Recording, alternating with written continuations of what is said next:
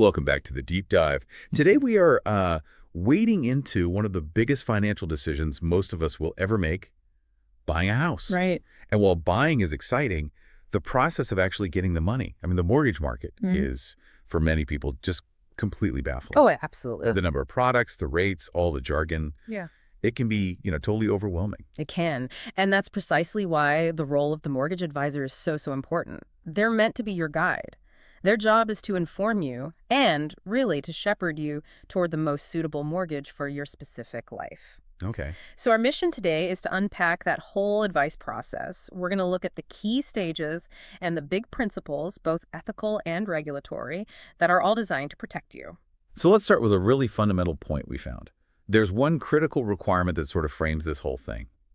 When an advisor makes a recommendation, what's the single most important rule they have to follow? The number one rule, the absolute bedrock of the entire process, is that any recommendation must be suitable for the customer's needs. Suitable. Suitable.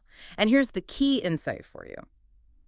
Suitability does not mean it has to be the cheapest option. Right. Not the lowest rate you see advertised. Not at all. It doesn't have to be the best product on the market in some abstract sense. It just has to be the right fit for the actual person, considering, all of their circumstances. Distinction, suitability over just price, that's huge.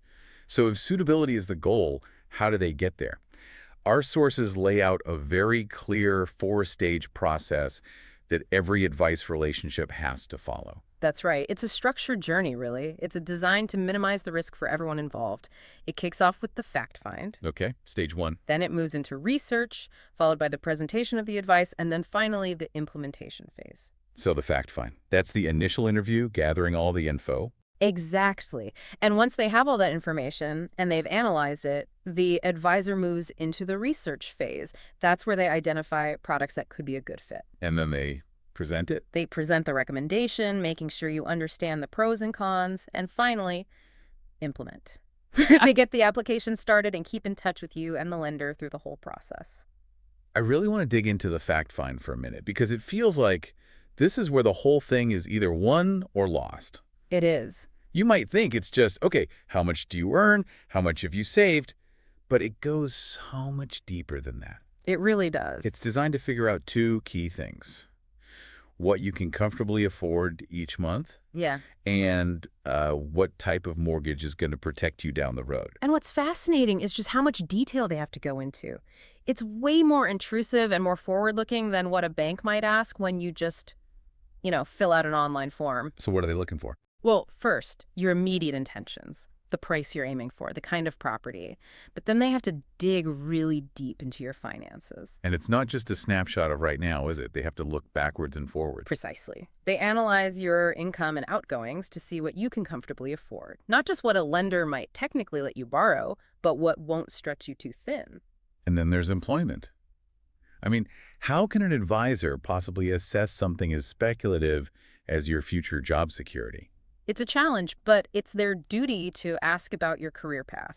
Are you a trainee who's expecting a big salary jump in a year? That changes things. Oh, yeah. Or, on the other hand, are you in an industry that's seeing a lot of cutbacks, a lot of redundancies? Right. That would suggest maybe you need more flexibility. Exactly. It helps future-proof the recommendation. It's moving beyond just selling a product and into proper financial planning. And a key part of that is looking at management finances. What do you mean by that? How you handle your money day to day? Yes. For example, if the fact find shows your bank account is constantly in an unauthorized overdraft or you're struggling with credit cards, it might suggest that you need a mortgage with really structured, predictable payments. It might even be a sign that you need some budgeting support before taking on such a big debt. And I guess the most critical piece of that forward-looking stuff has to be about interest rates. Oh, absolutely. Especially now, advisors have to assess your budget and rate rises. So they have to stress test it. It's a mandatory duty. They have to check your ability to cope if rates go up in the future. Can you still make your payments if your fixed deal ends and rates have jumped, say, 3%? Would you still be okay? That's a huge safety net for the consumer. Okay, and finally, the fact find also has to cover protection needs, like life insurance, and, of course, your attitude to risk. Yes, attitude to risk is usually done with a specific questionnaire to build your risk profile. The whole fact find is the foundation. If it's shaky, the chance of a good, sustainable outcome just plummets. Okay, so once that solid foundation is in place, we get to research and presentation. Right. So the research stage is where the advisor takes all that data from the fact find and uses it to find a truly suitable product. And they have to be able to show you clearly how their choice meets your specific needs and objectives. It has to be a direct match. A direct match. And this is important. If an advisor can't find a suitable product from the range they have access to, they can't make a recommendation. They have to walk away. They can't just offer the least bad option. No, they have to say, sorry, I can't help you with this. Which leads us right into the presentation stage. And the key phrase here seems to be an informed decision. That's the regulatory mandate right there. Informed decision. The advisor has to explain everything, the details, the good bits, the bad bits, in plain English, avoiding, and this is a direct quote, the unnecessary use of technical jargon. And this is where the big scary documents come in, right? It is. This is where they have to give you the European Standardized Information Sheet, the ESIS, and the Key Facts Illustration, or KFI. So those are the standardized documents that are meant to force clarity, so you can actually compare apples with apples. Exactly. They mandate clear disclosure of all the costs and all the risks. Once that's all explained and you make your informed decision, we move to the final stage, implementation. So what's the advisor's role here? Because once the application's in, the lender takes over for all the underwriting, don't they? They do, yes. The lender takes on the full responsibility for underwriting the risk. But the advisor's job isn't done. They act as a vital liaison. So they're the go-between. They are. They chase the lender, keep you updated, explain any tricky questions that come up from the underwriters, and crucially, make sure you are totally comfortable with the final offer documents. They manage that communication gap right until the end. This whole structured process seems designed to, well, to enforce ethical behavior. Let's talk about ethics in this context. It's about making conscious choices based on what's right for someone else. It is. And with a mortgage, a decades-long commitment, getting that advice wrong can cause just immense financial pain. And this is where it gets tricky. What happens if the most suitable product for the customer isn't the one that pays the advisor the most commission? The classic conflict of interest. Exactly. The fundamental principle of ethical advice is that it must always be based on what is best for the customer, regardless of any bonus or commission the advisor might get. That conflict has to be resolved 100% in your favor. That's a high bar. We can sort of visualize what goes into ethical advice by looking at these four interconnected pillars. Yes. To make sure a recommendation is truly ethical and suitable, the advisor has to blend these four things together: your specific needs, your detailed circumstances, your long-term objectives, and your attitude to risk. They all have to line up. They have to interlock perfectly with whatever product is recommended. This connects directly to fair treatment, which can sometimes mean telling a customer, no, what you asked for isn't right for you. Right. We saw that case study about Marcel, a broker, and his client Thomas. Thomas wanted a flexible mortgage. He thought it gave him more control. That's right. But after Marcel did the fact find, he realized Thomas didn't really have a detailed understanding of how flexible mortgages work. What do you mean? Well, they often need you to be quite active with your budgeting and financial management, which Thomas's profile suggested he might struggle with. There were also risks with rate fluctuations that Marcel felt Thomas hadn't fully grasped. So Marcel actually recommended against the product his client came in asking for. What did he suggest instead? He explained that given Thomas's need for stability, a simple fixed-rate mortgage would be a much better fit.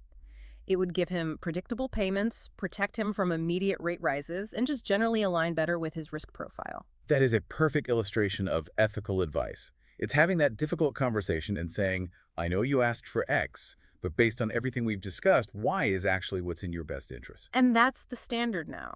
Which brings us to a huge regulatory shift from the Financial Conduct Authority, the FCA. The new consumer duty. Exactly. It's known as Principle 12, and it came into force in July 2023. So what makes this so revolutionary?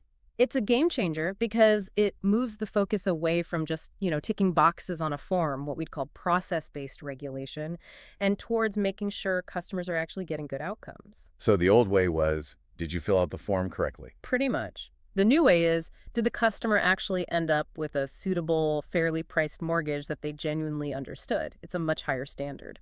And our sources noted that for retail customers, So, for most of us, this new Principle 12 effectively overrides the older Principles 6 and 7 about treating customers fairly in clear communication. That's right. Principles 6 and 7 still apply to non-retail clients like big corporations, but for you buying your house, Principle 12 is the primary stronger protection. And to meet this standard, the duty sets out three. They call them cross-cutting obligations. Yes, these are the core rules. First, firms must act in good faith. Second, they have to proactively avoid causing foreseeable harm. Foreseeable harm, so you have to look ahead. You have to look ahead and spot potential problems and try to prevent them.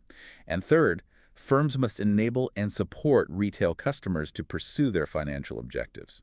It's about proactive, ongoing support. That's a huge commitment. So how does the FCA actually measure if a firm is doing all that? This is where the 4 outcomes come in. Correct. The 4 outcomes are how success is measured. The first is products and services. They have to be designed to meet the needs of the people they're sold to. Can't sell a complex product to a vulnerable customer. Makes sense. Second is price and value. The product has to provide fair value. No burying hidden costs or fees that just eat away at the benefit to the customer. And outcome 3 seems to tackle the whole baffling market problem we started with. It's called consumer understanding. It is, and it requires communications to be clear, relevant, and timely to help you make properly informed decisions. It's not enough to just hand someone a document anymore. You have to actively check they've understood it. And the last one. The last one is consumer support. This means customers can't face unreasonable barriers if they want to, say, switch providers, make a claim, or complain.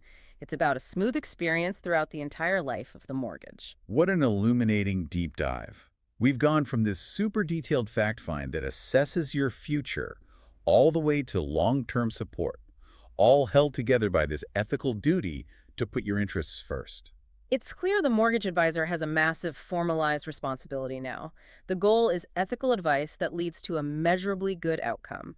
And the new standards force firms to really embed that culture, not just follow the rules. So the pressure's on the firms to prove that things like suitability and fair treatment are just part of their DNA, not just something they check off on a form. Absolutely. So if the job isn't just to find the cheapest deal but the most suitable one, and that consumer duty is all about good outcomes, here's a final thought. Cool. What single factor beyond the technical product details do you think is the hardest thing for firms to guarantee under this new standard?